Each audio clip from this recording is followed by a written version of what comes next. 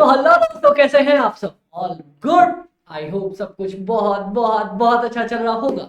कल हमने बहुत ही प्यारे तरीके से कॉस्ट ऑफ कैपिटल का फर्स्ट पार्ट कंप्लीट किया था, जिसमें हमने देखा था how to calculate the cost of debentures and उसी के जस्ट डिट्टो उसका सेम था cost of preference share capital. हमने तीन तरह की कॉस्ट निकालनी देखी थी। सबसे पहले देखा था कि डिबेंचर्स की कॉस्ट कैसे निकालेंगे, इररिडीमेबल डिबेंचर्स के लिए। इररिडीमेबल डिबेंचर्स के लिए याद आ रहा है कैसे? Interest into 1 minus tax divided by net proceeds. उसके बाद हमने देखा था रिडीमेबल डिबेंचर्स, रिडीमेबल्स जो कुछ टाइम बाद रिडीम हो जाएंगे, उनकी कॉस्ट कैसे निकालेंगे। दो तरीका था। एक हमारे पास फॉर्मूला था। फॉर्मूला क्या था? Interest into 1 minus tax plus redeemable value minus net proceeds divided by life, और टोटल को डिवाइड कर रहे थे redeemable value plus net proceeds divided by 2। ये हमारा फॉर्मूला था। दूसरा हमने देखा था जब हम कोई भी दो इंटरेस्ट रेट या डिस्काउंट रेट अज्यूम कर रहे थे और फिर उसको जीरो कैलकुलेट करके हम उसकी वैल्यू सॉल्व करके दे रहे थे। तो ये हमने तीन तरीके देखे थे कर और क्वेश्चंस किए थे। आज हम सीख रहे हैं कॉस्ट ऑफ इक्विटी। तो कॉस्ट ऑफ इक्विटी की सबसे अच्छी बात बताऊं क्या? ये तो हम सबको पता है कि इक्विटी वालों को हम डिविडेंड्स देते हैं, ठीक है। लेकिन कई बार ऐसा भी तो होता है ना कि उनको देने के लिए कुछ नहीं बचता, ठीक है। सब कुछ इंटरेस्ट वालों को दे दिया, प्रेफरेंस वालों को दे दिया, लास्ट में जो बचेगा वो इक्विटी वालों को दिया जाता है, ठीक है। समझ में आया? चलिए, हमने ये भी देखा था कल कि हम किसी चीज की कॉस्ट कैसे निकालते हैं। कॉस्ट मतलब मुझे वो चीज पाने के लिए मैंने क्या दिया। हमने इक्विटी शेयर होल्डर्स लेने के लिए उनको क्या दिया है? उनको डिविडेंड दिया है, ठीक है। तो ऑब्वियसली उसकी कॉस्ट ऑफ कैपिटल हमारी डिविडेंड आनी चाहिए। एग्जैक्टली डिविडेंड ही आएगी। और यहां पे कॉस्ट ऑफ इक्विटी निकालने का बहुत सारे तरीके हमारे पास दिए हैं, उन सबको यूज करते हैं, ठीक है। चलो, उससे पहले ना आप लोग मेरे को फटाफट ये रिवाइज करवा दे ये वाला कंसेप्ट। क्या आप लोगों को ये याद है क्या कि कल हमने डिटेल में पढ़ा था, डिटेल में, बहुत ज्यादा डिटेल में, कि अगर मेरे पास कैश फ्लोज आ रहे हैं, सेम कैश फ्लोज, ठीक है, लाइफ इनफाइनाइट टाइम से अनलिमिटेड आता ही जा रहा है और सेम डिस्काउंट रेट है, तो इसकी प्रेजेंट वैल्यू कैसे निकल रही थी मेरी? प्रेजेंट वैल्यू, एक सेकेंड, इन सबको लगता है मैंने चेंज किया अभी रिसेंटली, और ये डन है, ठीक है। तो मेरी प्रेजेंट वैल्यू में कैसे सॉल्व कर रहा था? Present value is equal to क्या क्या क्या क्या क्या cash flows divided by discount rate. सीधा सीधा ये कर रहा था ना? हाँ, चलो ये याद है आप लोगों को। दूसरा कंसेप्ट, कैश फ्लोज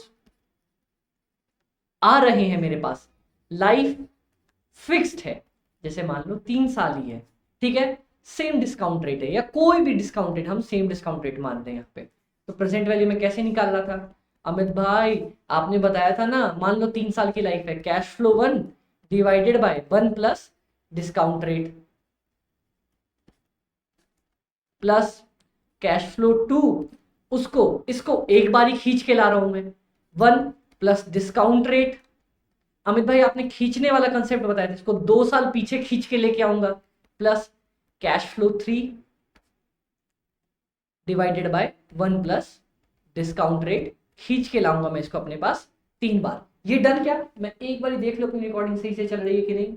अपनी रिकॉर्डिंग परफेक्टली जा रही है, ठीक है। ये भी हमने पढ़ लिया था। और इसके अलावा और क्या पढ़ा था हमने? इसके अलावा एक हमने पढ़ा था कि अगर अगर अगर मेरे कैश फ्लोज, ठीक है, मेरे कैश फ्लोज ग्रो कर रहे हैं, plus growth rate fix,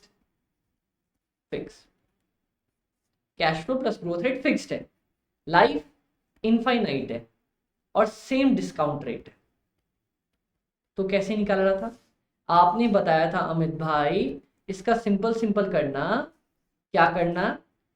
cash flow into 1 plus growth rate और डिवाइड कर देना discount rate minus growth rate से, तो ये मेरे पास प्रेजेंट वैल्यू दे देगा मेरे को। इतना बेसिकली हमने पढ़ा था ना, ठीक है। चलो, बहुत ज्यादा अच्छा। अब अमित भाई यहाँ पे आपने क्यों पढ़ा है? यहाँ पे मैं बताता हूँ ना मैंने क्यों पढ़ा है। सबसे पहले आप ये बताओ, इक्विटी वालों को एक हमारे पास है डिस्काउंट मॉडल, ठीक है। इसमें क्या बोलता है ना कि हम अनलिमिटेड लाइफ के लिए इक्विटी वालों को क्या देने वाले हैं, इक्विटी वालों को क्या देने वाले हैं, इक्विटी वालों को हम देने वाले हैं हमारे पास डिविडेंड।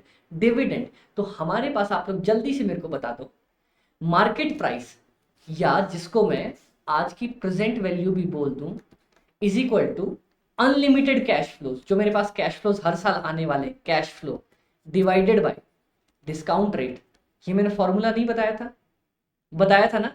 तो कैश फ्लो क्या मिलता है इक्विटी वालों को, डिविडेंड देते हैं, और इक्विटी वालों के लिए डिस्काउंट रेट क्या है, कॉस्ट ऑफ इक्विटी। बात खत्म। तो क्या मैं cost of equity is equal to dividend by market price या फिर नेट प्रोसीड्स नहीं लिख सकता क्या? इसको नीचे ले आता हूं, इसको ऊपर ले आता हूं ना, तो मेरा के यहां से दे देगा। मतलब कि ये ऐसे क्वेश्चंस होंगे जहां पे मेरे पास डिविडेंड दिया होगा, मार्केट प्राइस दिया होगा, मेरे को के निकालना होगा, निकाल दूंगा डायरेक्ट। इसको बोलते हैं डिविडेंड डिस्काउंट मॉडल। एक और मेरे पास आता है जिसको बोलते हैं गॉर्डन्स मॉडल, या फिर गॉर्डन्स, जी से गॉर्डन, जी से ग्रोथ मॉडल। इसी को ग्रोथ मॉडल भी कहा जाता है। उसमें पता है क्या होता है? हाँ अमित भाई, आपने बताया था ना कि कैश फ्लो को लो, उसमें 1 प्लस ग्रोथ रेट ऐड कर दो, और यहां पे discount rate minus growth rate कर दो। बहुत बढ़िया। यहां कैश फ्लो की जगह पे मैं डिविडेंड लिख दूं, डिविडेंड लिख देते हैं। डिस्काउंट रेट की जगह पे के ही लिख दूं, के ही लिख देता हूं। ये मेरा फॉर्मूला बन गया ना। प्रेजेंट वैल्यू, यहां प्रेजेंट वैल्यू को P0 के नाम से लिखा, आप प्रेजेंट वैल्यू भी लिख सकते हो। P0 इसलिए लिखा है क्योंकि P0 आज के डेट पे, जीरो डेट पे वैल्यू है उसकी। यहाँ पे हमें ना 1 साल 2 साल 3 साल बाद वैल्यू निकालनी बोल सकता है, इसीलिए यहाँ पे हम 0 1 2 3 ऐसे डिनोट करके चलते हैं। डन क्या? चलो बहुत ज्यादा अच्छे। ये दोनों पॉइंट्स हमारे पास क्लियर है, ठीक है। पर पता है यहाँ पे ना कंफ्यूजन एक ही आती है, ग्रोथ मॉडल वाले फॉर्मूले में ना कंफ्यूजन सिर्फ एक बनती है। आपको के में कभी कंफ्यूजन नहीं होगी, ग्रोथ रेट में नहीं होगी। कंफ्यूजन क्या होती है ना, डिविडेंड जिसपे मैं 1 प्लस ग्रोथ रेट डालू, डी 0 है अगर यहाँ पे, इंटू 1 प्लस ग्रोथ रेट कर दूंगा तो ये मेरा D1 आ जाता है कभी कभी, ठीक है। पर अमित भाई D0 किसको बोलते हैं और D1 किसको बोलते हैं? देखो, D0 होता है मेरा ग्रोथ रेट से पहले वाला डिविडेंड, D1 होता है ग्रोथ रेट के बाद वाला डिविडेंड। पर अमित भाई हमें कैसे समझ में आएगा, क्वेश्चन में डिविडेंड जो दिया है, क्वेश्चन में तो लिखा रहता है ना कि डिविडेंड दिया है, मैं कैसे पकड़ूंगा ये D0 है या D1 है? उसके लिए मैंने ट्रिक लिख के दी है ना यार, ये देखो। अगर वर्ड डिक्लेयर्ड यूज कर रखा है, डिक्लेयर्स यूज कर रखा है, या इन पास्ट यूज कर रखा है, ठीक है, कौन सा? डिक्लेयर्ड, डिक्लेयर्स, या फिर इक्लेयर्स नहीं, इक्लेयर्स टॉप ही नहीं भैया, डिक्लेयर्ड, डिक्लेयर्स, या फिर इन पास्ट, ये 3 चीज लिखी है ना, तो मतलब मेरा dividend is equal to D0 हो जाएगा, और इन सब के अलावा D1 हो जाएगा। बात खत्म। हाँ अमित भाई देख लेना, क्वेश्चन करेंगे अपन। अगर डिक्लेयर्ड, डिक्लेयर्स या फिर पास्ट लिखा हो ना, तो उसको D0 मान लेंगे। और एक और चीज, अगर उसने बैलेंस शीट बना रखी है इस साल की, और इस साल की बैलेंस शीट में जो डिविडेंड दिखा रखा है वो भी मेरा D0 होता है। मतलब 4 पॉइंट्स जल्दी से देख लो। अगर declared, declares, past, in past, ये 3 वर्ड लिखे हैं, या फिर उसने बैलेंस शीट बना रखी है इस साल की और उसमें डिविडेंड लिखा हुआ है, वो ये सारे मेरे D0 आते हैं, इनके अलावा D1 आता है, ठीक है। तो एक बात ध्यान सुन लेना, जब भी मैं D0 यूज करूंगा तो D0 into 1 plus G by K E minus ji use करूंगा, और अगर D1 यूज कर रहा हूं तो D1 इंटू के माइनस जी। याद रहेगा ये फॉर्मूला? याद रहेगा? बहुत ज्यादा अच्छा। यार देखो, फॉर्मूला वही है, फॉर्मूला वही है ना, डिविडेंड बाय के ई। बस पता है मैंने क्या किया है, 1 प्लस जी यहां डाल दिया और माइनस जी यहां डाल दिया, बस और कुछ नहीं करके आया। लो रटना है तो ऐसे रट लियो, पर मैं रटने पे कभी फोकस नहीं देता आप लोगों को। समझ में आ गया? गॉर्डन्स मॉडल, गॉर्डन्स मॉडल या ग्रोथ मॉडल, तब ग्रोथ लगाएंगे, अगर नहीं बोला है तो नहीं लगाएंगे। समझ में आया? चलिए एक और चीज मैं बता ही देता हूं आप लोगों को। पता है क्या, कभी कभी ना ग्रोथ डायरेक्ट नहीं लिखता है, ग्रोथ का फॉर्मूला होता है B इंटू आर। अमित भाई ये क्या बोल गए आप? देखो B इंटू आर मतलब एक B होती है मेरी रिटेंशन रेशियो, R होता है रिटर्न ऑन कैपिटल एम्प्लॉयड। तो इसीलिए याद है मैंने सबसे पहले आप लोगों को क्या सिखाया था? रिटर्न ऑन कैपिटल एम्प्लॉयड का फॉर्मूला मतलब जो हमने कमाया है earning before interest and tax, सारा कैपिटल लगा के ओवरऑल कैपिटल, ये हमने कमाया था ना, ये रिटर्न ऑन कैपिटल का फॉर्मूला हमें पता है। हाँ ठीक है, अब रिटेन्ड अर्निंग्स क्या होती है, देखो ये यहां तक देखना। ईबीआईटी मालूम है अपने को, मालूम है अमित भाई, माइनस इंटरेस्ट मालूम है अर्निंग बिफोर टैक्स मालूम है, माइनस टैक्स हाँ भैया मालूम है, अर्निंग आफ्टर टैक्स हाँ भैया मालूम है, माइनस प्रेफरेंस डिविडेंड अरे हाँ हाँ मालूम है, आता है earnings available to equity shareholders. समझ में आ गया? ठीक है, earnings available to equity shareholders divided by कर दो इसको नंबर ऑफ इक्विटी शेयर्स, तो ये मेरा ईपीएस आ जाता है क्या? हाँ अमित भाई ये ईपीएस तो आ जाता है अपना। अब देखना, इसमें से मैं इक्विटी डिविडेंड दे देता हूं। हाँ अमित भाई आप इक्विटी डिविडेंड तो दे देते हो, और जो बाकी बच जाता है वो रिटेन्ड अर्निंग्स। बस यही तो सवाल था। ईपीएस में से मैं जितना परसेंट मैंने डिविडेंड दे दिया वो हो जाएगा मेरा डिविडेंड पे आउट रेशियो, बाकी हो जाएगा मेरा रिटेंशन रेशियो। मतलब मेरे ईपीएस का उतना हिस्सा जो मैंने रिटेन कर लिया उसको कहते हैं रिटेन्ड अर्निंग्स। तो रिटेन्ड अर्निंग्स और मैं कैसे निकाल सकता हूं? रिटेन्ड अर्निंग्स मतलब रिटेंशन रेशियो निकाल सकते हैं अपन, retained earnings divided by number of equity shares. Done, हो गया, कोई दिक्कत नहीं है।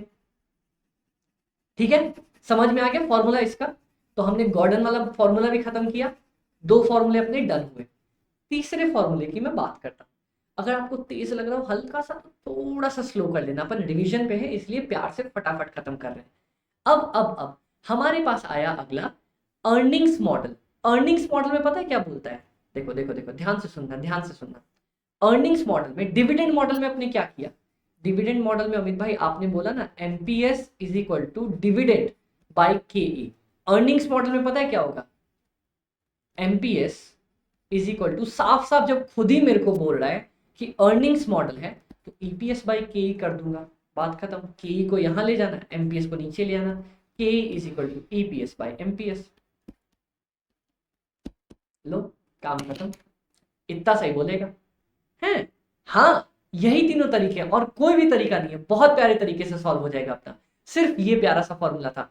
डिविडेंड मॉडल बोलेगा तो डी बाई के ई, अगर अर्निंग्स मॉडल बोलेगा तो ईपीएस बाई के ई, और अगर ग्रोथ मॉडल बोलेगा तो D one by K E minus जी। समझ में आया? चलिए बहुत ज्यादा प्यारा, बहुत ज्यादा अच्छे यार, आप लोग बहुत तेज हो, रिवीजन में भी इतने प्यारे तरीके से समझ रहे हो।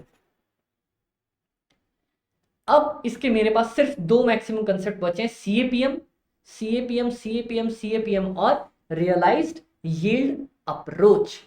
उससे पहले क्वेश्चन देखें क्या अपन इसके कोई? चलो अब क्वेश्चन देखते हैं।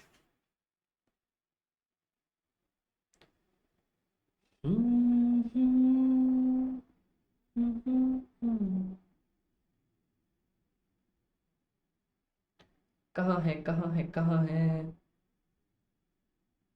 ये रहा देखो, company has paid a dividend of 1 रुपए। ठीक है, डिविडेंड मेरा दिया है। अच्छा, अगर अगर अगर देखो डिविडेंड है 1 रुपए का last year and it is expected to grow at the rate of 10% in next year, market price 5 रुपए।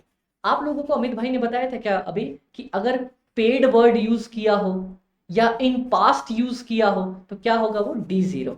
तो देखो जल्दी से देखो, यहां पे देखना, फटाक से देखना, MPS is equal to D0 into 1+G by K E minus जी। क्या ये फॉर्मूला याद है? हाँ अमित भाई अपने को ये फॉर्मूला याद है। तो अब देखो मार्केट प्राइस दिया है क्या? 55। हाँ, अरे आपको क्या हुआ भैया? 55 इज इक्वल टू D0 कितना है? 1 रुपी। ग्रोथ रेट कितनी दी है? 10%। 1 plus 0.1 bye K E minus 0.1। अब इसको सॉल्व कर लो। कैसे सॉल्व करेंगे? के ई को उधर ले जाओ, इसको नीचे ले आओ। K E minus 0.1 is equal to 1.1 divided by 55।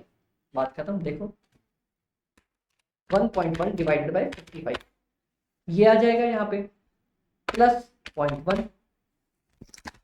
ये देखो, देयरफॉर इसको मैं ऊपर रख देता हूँ, ये तो अपन ने लिख ही दिया यहाँ पे।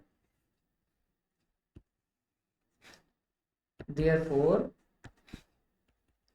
KE is equal to KE minus 0.1, ये आ रहा है 0.02, therefore KE is equal to 0.12 is equal to 12%।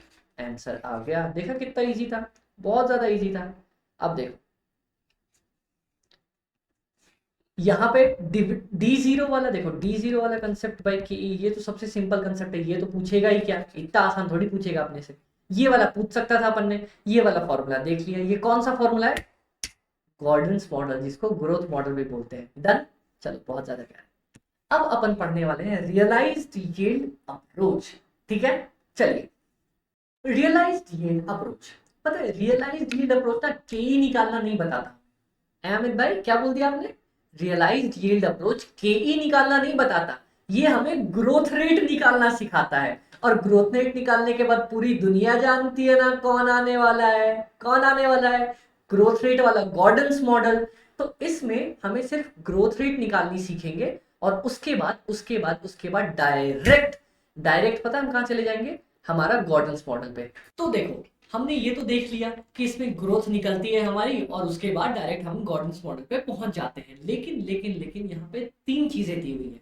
अगर सिर्फ डिविडेंड दिया हो ना, अगर सिर्फ डिविडेंड दिया हो हमें, सिर्फ डिविडेंड, तो मैं ग्रोथ निकालूंगा कैसे? D1 by D0, D2 by D1, D3 by D2। और जितने साल मैं ये करूंगा ना, जितने साल जितनी बार भी मैं ये कर रहा हूं ना, क्या करके आऊंगा? मान लो इसका आंसर आया A, इसका B, इसका C, और D4 भी ले लेते हैं बाई D3, इसका आंसर आ गया D। ठीक है, तो पता है क्या करूंगा? A into B into C into D. कितनी बार किया था मैंने ये? 4 बार। √4 -1 करके आ जाऊंगा। अगर सिर्फ प्राइस दी है तब भी मैं यही करने वाला हूं, P1 by P0 into P2 by P1 into P3 by P2, मतलब मैं यही करके आने वाला हूं। ठीक है, सेम चीज फिर 4 बार आ जाएगा तो 4 बार लेके -1 कर दूंगा। पर ये तो बहुत बेसिक और बहुत आसान क्वेश्चन हो गया। पर कभी भी रियलाइज्ड यील्ड में प्राइस और डिविडेंड, प्राइस और डिविडेंड एक साथ दिया हो ना, एक साथ, तो मेरा ग्रोथ नहीं निकलता, तब डायरेक्ट KE निकल जाता है। मतलब देखो अगर मेरा, ये देखना मैंने लिखा है यहाँ पे, अगर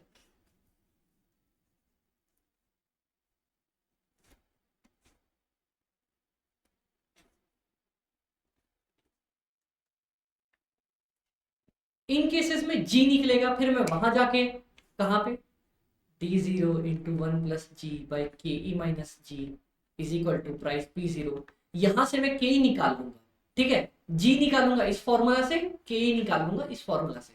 लेकिन अगर प्राइस और डिविडेंड दोनों दिए होंगे ना, मतलब प्राइस और डिविडेंड अगर दोनों दिए होंगे, तब पता है तब मेरी डायरेक्ट KE निकलेगी। किस फॉर्मूले से? फॉर्मूला देख लो, D plus P1 price at the end by price at the beginning, D plus नए वाले साल का D, P2 by price at the beginning into D plus P3 by P2। अब कितनी बार किया मैंने ये? 3 बार किया है, 3 बार -1, और ये मेरा सीधा KE दे देगा। समझ में आया? बाकी दोनों केसेस में G आएगा, यहाँ पे मेरा सिर्फ और सिर्फ KE आएगा। कोई दिक्कत? चलो आगे बढ़ते हैं। अब देखो यहाँ पे सेम क्वेश्चन दिया हुआ है, इसको सॉल्व करके दिखाऊंगा। एक चीज बताओ आप लोग मेरे को, अगले साल का ओपनिंग मेरा इस साल का क्लोजिंग होता है ना, ये तो अपने को पता है कि जो मैं इस साल क्लोज करता हूं वही तो अगले साल कैरी फॉरवर्ड करके लेके जाता हूं ना। तो ये देखो मैं क्या यहां से क्लोजिंग प्राइस निकाल सकता हूं क्या? एट क्लोज कैसे निकलेगा? ये वाली यहां लिख देता हूं 9.75, ये वाली यहां लिख देता हूं 11.5, ये वाली यहां लिख देता हूं 11.0, ये वाली यहां लिख देता हूं 10.6। बात खत्म। अब कैसे सॉल्व करूंगा इसको? सॉल्व कैसे करना है? बस जो बताया था 11 प्लस 9.75 डिवाइडेड बाय 9 इंटू 1, ये वाला 1 प्लस 11.5 डिवाइडेड बाय 9.75 इंटू ये वाला डिविडेंड 1.2 इंटू क्लोजिंग प्राइस है 11 divided by 11.5 into 1.25 into 10.6 divided by 11। इसका हमारे पास क्लोजिंग प्राइस नहीं है तो ये बनेगा ही नहीं। रूट अंडर 4 कर दो, -1, जो आंसर आएगा उसमें से -1 कर दो, आ जाएगा मेरे पास साफ साफ के ई 15%। इतना आसान क्वेश्चन, इतना आसान और इतने प्यारे तरीके से बनने वाला। समझ में आया? बहुत अच्छे। अब इसके बाद हम देखते हैं अपना अगला वाला कंसेप्ट, जो कि है और भी बहुत ज्यादा प्यारा। वो पता है CAPM रिटर्न बोलता है।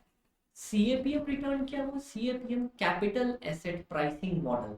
इतना पूरा नाम याद रखना है क्या मेरे भाई? नहीं भैया, अपने को सिर्फ एक चीज याद रखनी है, पता है क्या? देखो बताता हूँ क्या। मेरे पास ना जनरली मार्केट में रिस्क, अपन ने रिस्क सुना है क्या? कोई मेरे को बोलेगा अमित भाई रिस्क है तो इश्क है। अरे वो नहीं भैया, क्या तुम भी शायराना हो रहे हो। रिस्क मतलब जो भी मैं कुछ बड़ा काम करने के लिए कुछ एक्स्ट्रा एफर्ट्स लगाता हूँ ना, और मेरे डूबने के जो चांसेस होते हैं, डूबने के चांसेस को, लॉस होने के चांसेस को रिस्क कहा जाता है। जरूरी है क्या लॉस होगा? नहीं, प्रॉफिट भी हो सकता है, प्रॉफिट भी हो सकता है। रिस्क लेते ही क्यों है? ताकि मेरा प्रॉफिट हो। ये भी सुना होगा, रिस्क बढ़ा तो प्रॉफिट बढ़ा। ठीक है। मार्केट में दो तरह के रिस्क होते हैं। कौन कौन सा? एक होता है मेरा सिस्टमेटिक, एक होता है अनसिस्टमेटिक। शायद इसका मैंने डायग्राम बना रखा है। हाँ, सिस्टमेटिक रिस्क क्या होता है? देखो, ये ऐसा रिस्क होता है जो पूरे मार्केट पे एप्लीकेबल होता है। मतलब जैसे गवर्नमेंट ने कोई पॉलिसी बदल दी तो वो पूरे मार्केट के लिए एप्लीकेबल है ना, सिर्फ मेरे अकेले के लिए तो नहीं है, मेरे लिए नहीं है। क्या मैं उसको कंट्रोल कर सकता हूँ? मैं उसको कंट्रोल नहीं कर सकता। उसको बोला जाता है सिस्टमैटिक रिस्क, और उसको डिनोट करते हैं हम किससे? बीटा से। ठीक है, समझ में आए? समझ में आए? उसको हम डिनोट करते हैं बीटा से। और अनसिस्टमैटिक रिस्क मतलब ऐसा रिस्क जो कंपनी के स्पेसिफिकली, जो जैसे मेरी कंपनी है मेरे पे ही अप्लाई होता है, और मैं चाहूं तो उसे मैं कंट्रोल कर सकता हूं। समझ में आए? डन। देखो, it is company specific risk which can be avoided. जैसे मान लो मेरी कंपनी में स्ट्राइक चल रही है, तो क्या मुझे दिक्कत है या पूरे मार्केट को दिक्कत है? मुझे ही दिक्कत है, क्योंकि मेरी ही कंपनी में गड़बड़ चल रही है। ठीक है, इसको बोला जाता है अनसिस्टमैटिक रिस्क। और ऐसा रिस्क जो पूरे मार्केट पे अप्लाई होता है, जैसे कि गवर्नमेंट ने कोई पॉलिसी लगा दी, रुपए का वैल्यू गिर गई, ये वाली सारी चीजें हैं, तो ये सब आती है हमारा सिस्टमैटिक रिस्क में। और इसको डिनोट करते हैं हम लोग बीटा से। तो इतना ज्ञान रखने की जरूरत है क्या? नहीं, इतना ज्ञान नहीं रखने की जरूरत है। फाइनल में अपन डिटेल में ये वाला पार्ट पढ़ेंगे। एसएफएम में डिटेल में आता है हमारे पास ये बीटा निकालना कैसे, वो भी आता है। पर यहाँ पर अमित भाई क्या करना है अपने को? देखो, के का यहाँ पे सिंपल फॉर्मूला है, R F plus beta into R M minus R F. Amit भाई ये कौन कौन से 3 4 5 टेढ़े मेढ़े अक्षर लिख दिए? ये देखो, आर एफ मतलब रिस्क फ्री रेट, मतलब ये वो रेट है जिसको कमाने के लिए ना मेरे को कोई रिस्क लेने की जरूरत नहीं है। मतलब अगर मैं रिस्क नहीं भी लूँ ना, तो मोटा मोटी इतना तो कमा ही लूंगा। इसको बोला जाता है रिस्क फ्री रेट। और रिस्क, ये मार्केट रिस्क मतलब जो मैं रिस्क लेने के बाद कमाता हूँ, जो मार्केट में मिलता है। ठीक है, समझ में आया? तो बस अपने को 3 चीज चाहिए। बीटा क्वेश्चन में दिया रहेगा, आर एफ क्वेश्चन में दिया रहेगा, आर एम क्वेश्चन में दिया रहेगा। सिर्फ फॉर्मूला याद रखो, क्या? R F plus beta into R M minus R F, R F plus beta into R M minus R F, R F plus beta into R M minus R F.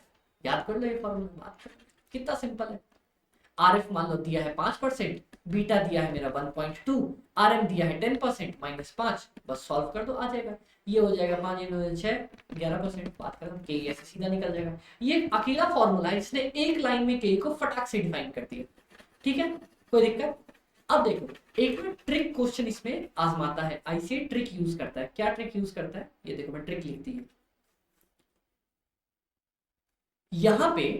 Are M minus R F को already दे देगा कभी कभी आप, मतलब R M minus R F का भी एक नाम है, वो नाम है रिस्क प्रीमियम। रिस्क प्रीमियम, तो रिस्क प्रीमियम ये है, आर एम नहीं है। समझ में आया? कहीं रिस्क प्रीमियम में से फिर आर एफ माइनस करने चले जाना। रिस्क प्रीमियम में मतलब आर एफ पहले से ही माइनस हो रखा है।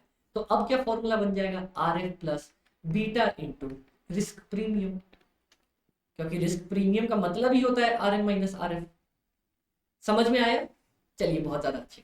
और इसमें एक पॉइंट और है, आर एफ को ना रिस्क फ्री रेट होती है। तो रिस्क फ्री रेट पता है कौन सी रेट होती है? गवर्नमेंट का बॉन्ड, ठीक है, गवर्नमेंट के बॉन्ड के रेट को या फिर टी बिल के बॉन्ड के रेट को, टी बिल के रेट को रिस्क फ्री रेट कहा जाता है। तो कभी कभी आरएफ रेट नहीं देगा, लिख देगा गवर्नमेंट बॉन्ड का रेट इज इक्वल टू 6%, तो समझ जाना वो रिस्क फ्री रेट है। समझ में आया? चलिए डन, बहुत ज्यादा अच्छा।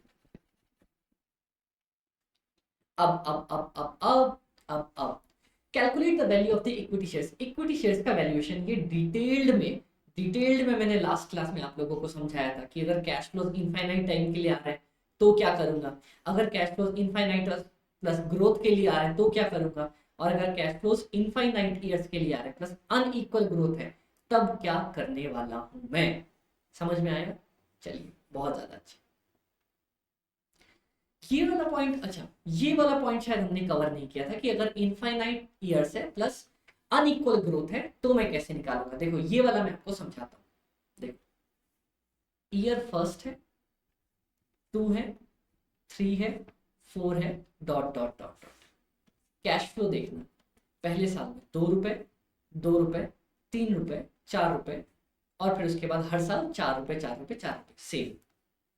रेट देखना, डिस्काउंट रेट के ई, पहले साल में 5%, ठीक है, अगले साल में 5%, फिर 6%, 6% और कंटिन्यू रह गया मेरा। समझ में आया? समझ में आया? कहाँ पे जाके मेरा कहाँ पे जाके और ग्रोथ रेट मान लो यहाँ पे दी हुई है मेरे को ग्रोथ रेट। चलो मान लो एक काम करते हैं, ग्रोथ रेट कुछ भी नहीं दिया, 2 ही ले लेते हैं हर जगह। तो कहाँ पे जाके मेरा सब कुछ कांस्टेंट हो गया, कहाँ पे जाके, यहाँ पे आके कांस्टेंट हो गया मेरा। एक काम करते हैं, इसको 1 लिख देता हूँ, ये कर, ये कहाँ पे जाके मेरा सब कुछ कांस्टेंट हो गया, यहाँ पे जाके मेरा सब कुछ कांस्टेंट हो गया ना। यहाँ से हर साल 2 रुपए 2 रुपए 2 रुपए 2 रुपए आते रहेंगे, 6% 6% 6% 6% आता रहेगा ना। हाँ अमित भाई, तो पता है सबसे पहले ना यहाँ तक की मेरे को प्रेजेंट वैल्यू निकाल लो, यहाँ तक मेरे को प्रेजेंट वैल्यू निकाल लेते। कैसे निकालेंगे? 2 डिवाइडेड बाय 6%। पढ़ा था ना, अगर equal cash flows infinite time के लिए आ रहे हैं तो 2 + 6% कर दूंगा। हाँ अब देखना, ये जो 2 डिवाइडेड बाय 6% आया, ये वैल्यू 3 साल के एंड पे थी। जैसे ही आपने सब कुछ किया, ये वैल्यू कहाँ फेंक देगी हमें? ये वैल्यू हमें फेंक देगी 2 इयर्स के एंड पे। मतलब अरे देखो ये बात तो समझो ना, यही बात समझने वाली है। देखो ईयर 1 ईयर 2, अगर मैं डिस्काउंट करता हूं कोई भी चीज तो मेरे को 1 साल पीछे फेंक देती है ना। डिस्काउंट अगर 1 साल करता हूं तो 1 साल पीछे आ जाता हूं। यहाँ पे हमने पूरा डिस्काउंट किया तो ये सब सब एक एक एक एक एक, एक पूरे साल पीछे आ जाएंगे ना। कहाँ आ जाएंगे? सेकेंड ईयर पे आ जाएंगे। तो अब मेरे पास क्या फॉर्मूला बन जाएगा? ईयर 1 पे है मेरे पास कैश फ्लो 2 रुपए, के ई है 5%। ईयर 2 पे मेरे पास कैश फ्लो से 2 रुपए 5%, और एक और है ईयर 2 में, क्या? 2 डिवाइडेड बाय 6%। 2 डिवाइडेड बाय 6% आ गया 33.33। 33.33। और सेकेंड ईयर में क्या रेट लग रही थी? 5% रेट लग रही थी। तो अब इसका प्रेजेंट वैल्यू कैसे निकाल दूंगा मैं? देखो 2 को डिवाइड करूंगा 1.05 से 1 साल, प्लस इस वाले 2 को डिवाइड करूंगा 1.05 से 2 साल, क्योंकि 2 साल पीछे खींच के लेके आना है। और इस 33.33 को 1.05 से डिवाइड करूंगा मैं 2 साल, ताकि 2 साल पीछे ले आऊं। तो ये जाके मेरा फॉर्मूला बनता है। या फिर मैं इसको लिख सकता हूं, कैश फ्लो 1 बाय 1 प्लस के ई का power 1 plus cash flow 2 1 plus के ई का power 3 plus cash flow 3 divided by K ई। ये तो मैंने किया था, और एक और काम किया था ना,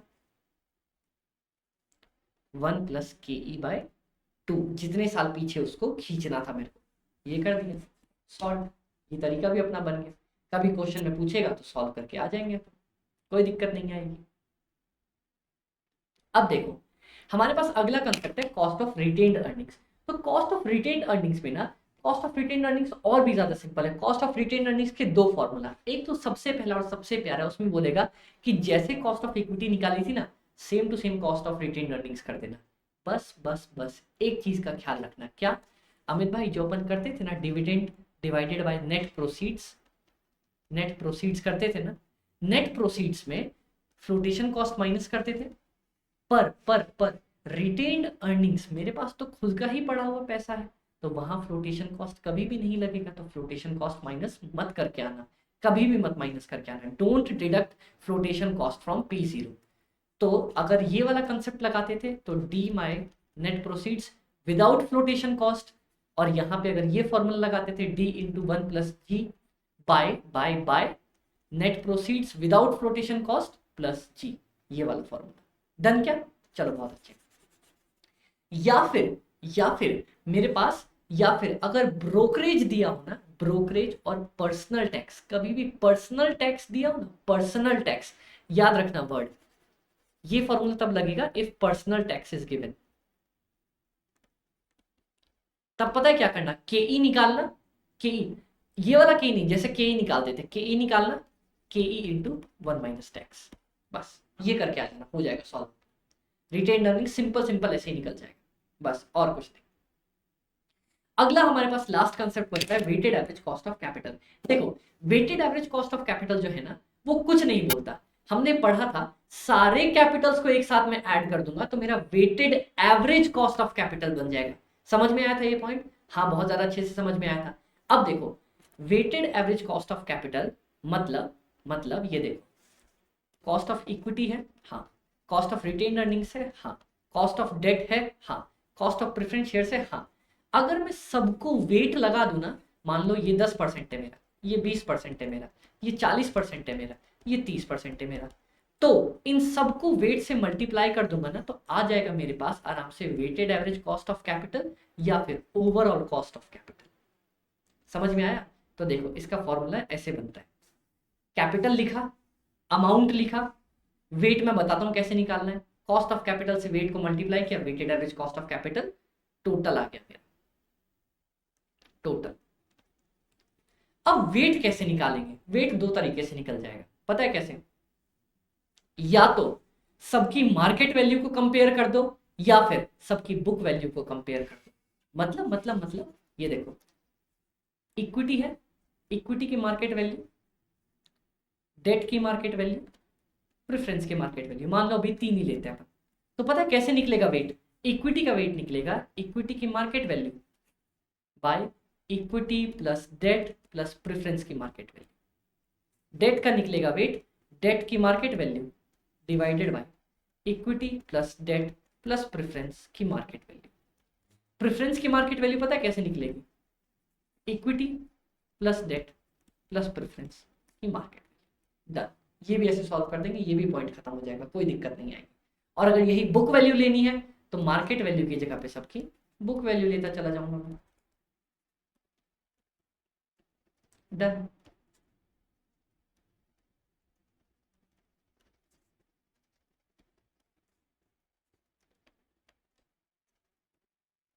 सॉल्व, कोई दिक्कत ही नहीं है, बात खत्म। अच्छा एक चीज आप लोग ना यहाँ पे सिर्फ एक जगह पे कंफ्यूज करोगे, सिर्फ एक जगह पे, सिर्फ एक जगह पे, पता है क्या? कई बार ना जब हम मार्केट वैल्यू वाला कंसेप्ट लगा रहे हैं तो वहां पे इक्विटी की तो मार्केट वैल्यू अवेलेबल होती है, रिटेन्ड अर्निंग्स की मार्केट वैल्यू कहाँ से लाऊं भैया? रिटेन्ड अर्निंग्स की तो मार्केट वैल्यू ही नहीं होती।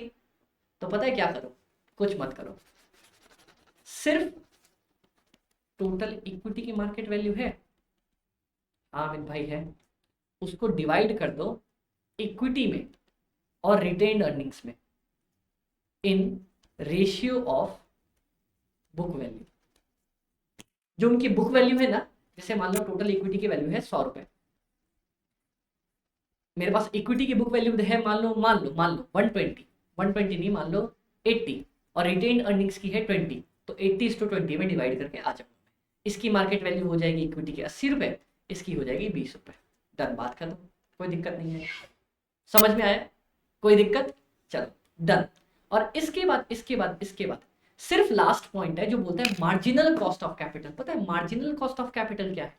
कुछ भी नहीं है, जितने भी मेरे को बोल देगा, मान लो ये बोलेगा एक इंडिपेंडेंट केस दे देगा, बोलेगा भैया मैं ना क्या कर रहा हूं, मैं कुछ कैपिटल रेज कर रहा हूं, थोड़े डेट रेज कर रहा हूं, थोड़ा प्रेफरेंस, थोड़ी इक्विटी, सिर्फ जो नया मैं कैपिटल रेज करूँ ना, उसकी जो weighted average cost of capital आएगी उसको बोलेंगे marginal cost of capital.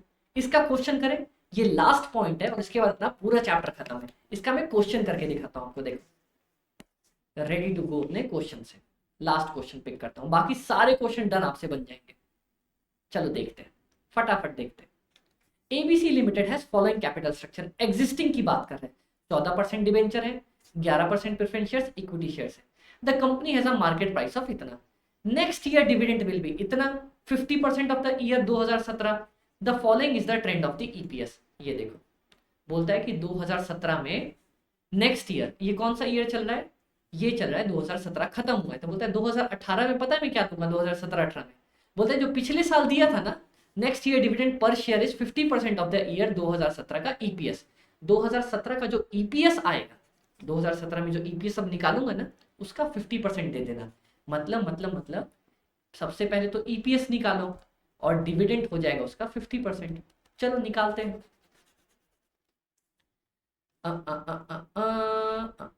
The following is the trend for EPS. हर साल का ईपीएस दिया हुआ है, 2017 का भी ईपीएस दे ही दिया है, लो भैया प्रीसीडिंग 10 ईयर्स, 1 साल 2 साल 3 साल 4 साल 5 साल 6 साल 7 साल 8 साल 9 साल 10 साल। 2017 का ईपीएस कितना दिया है, 2.36, ठीक है।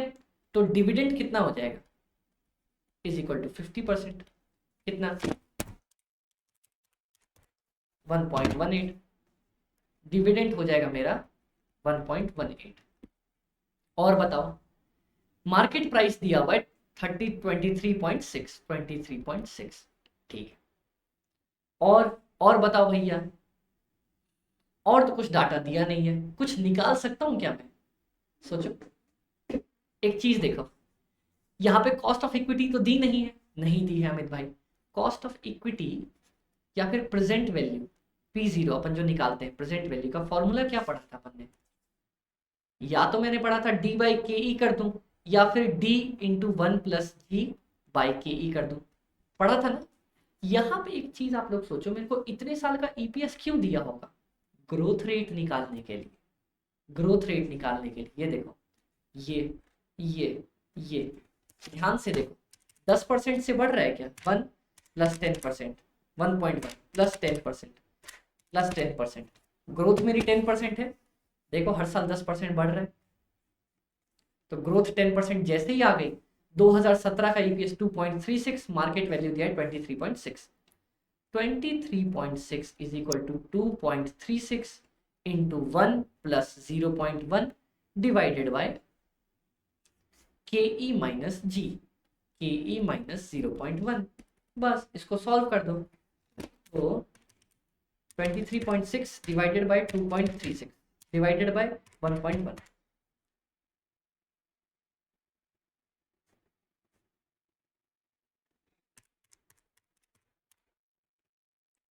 ये आ गया। सॉल्व करते ही हमारे पास ये देखो,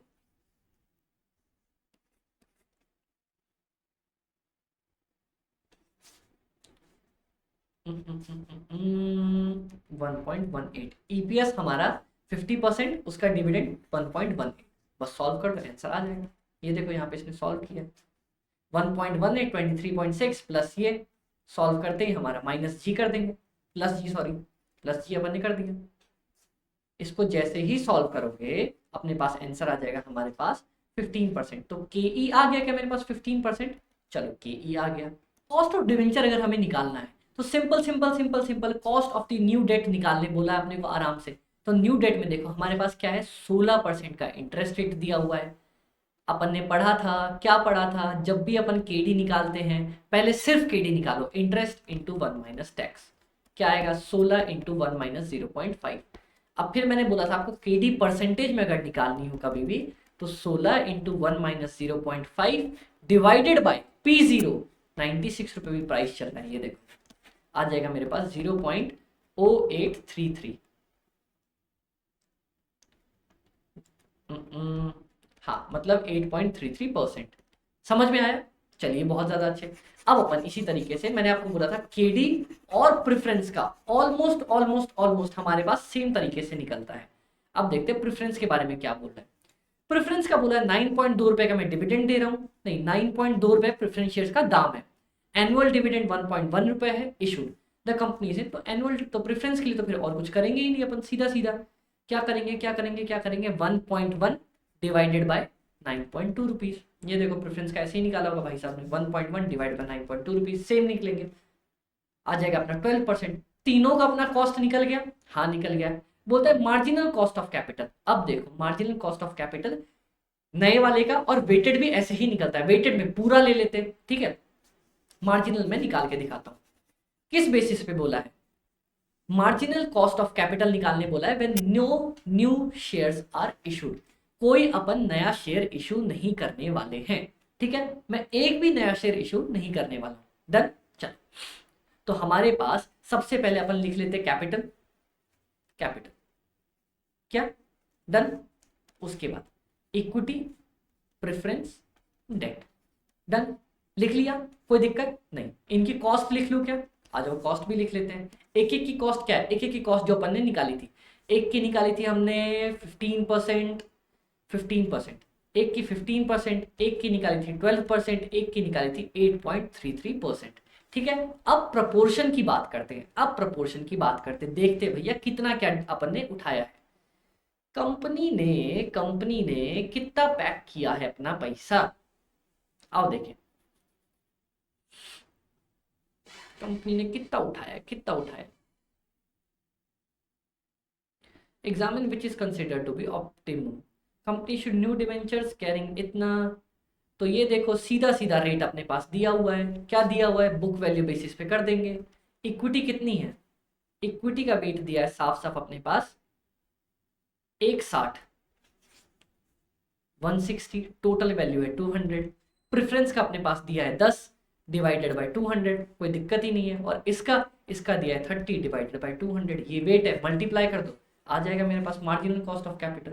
बात खत्म, सीधा सीधा, कोई दिक्कत ही नहीं है, क्या दिक्कत बनेगी, ऐसे ही निकाला जाता है। यहाँ कुछ नहीं दिया था तो मैंने बुक वैल्यू बेसिस पे निकाल दिया, मार्केट वैल्यू स्पेसिफिकली बोलता तो मार्केट वैल्यू देता, तो मार्केट वैल्यू के बेसिस पे निकाल देता, बस बात खत्म, कोई दिक्कत नहीं है। ऐसे ही निकलता है हमारा WACC बोलता तो मैं सारा कॉस्ट ले लेता तब निकालता, यहाँ पे बोला तो सिर्फ इसका लिया है, दैट्स इट, डन, कोई दिक्कत नहीं है, बन गया ना।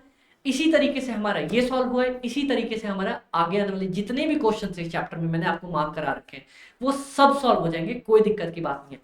सिर्फ फॉर्मूला बेस्ड था, फॉर्मूला अपन ने समझा कैसे लगाना है, बस फॉर्मूला लगा के आएंगे, सॉल्व करके आएंगे, डन, अपना हो जाएगा। तो इसी तरीके से हमारा बहुत ही प्यारे तरीके से कॉस्ट ऑफ कैपिटल का एंटायर रिवीजन कंप्लीट होता है। अब आपको इसमें कोई भी डाउट हो या कोई क्वेश्चन अपने से ना बने तो टेलीग्राम चैनल नीचे दिया हुआ है, आप उस पर पिंग करना, हम आराम से साथ में बैठ के उसको डिस्कस करेंगे, समझेंगे और सॉल्व कर लेंगे, ठीक है।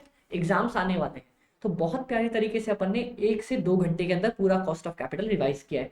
कभी भी आपको रिविजन में प्रॉब्लम आ रही हो, इवन बिफोर 1 डे एग्जाम, आप ये वीडियोस रेफर कर सकते हो, अच्छे से एक कंसेप्ट समझ सकते हो। कोई कंसेप्ट ना समझ में आ रहा तो सिर्फ कंसेप्ट देख सकते हो, क्वेश्चन सॉल्व कर लो, बहुत अच्छे तरीके से एग्जाम दोगे। और हाँ सुनो, टेंशन मत लेना कभी भी, अपन को खुशी से एग्जाम देना है, खुशी से एग्जाम दोगे तो मार्क्स झक मार के पीछे आएंगे।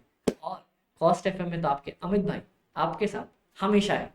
ऑल द वेरी बेस्ट, बहुत अच्छे से तैयारी करो, बहुत अच्छे से एग्जाम दो and take care, bye bye.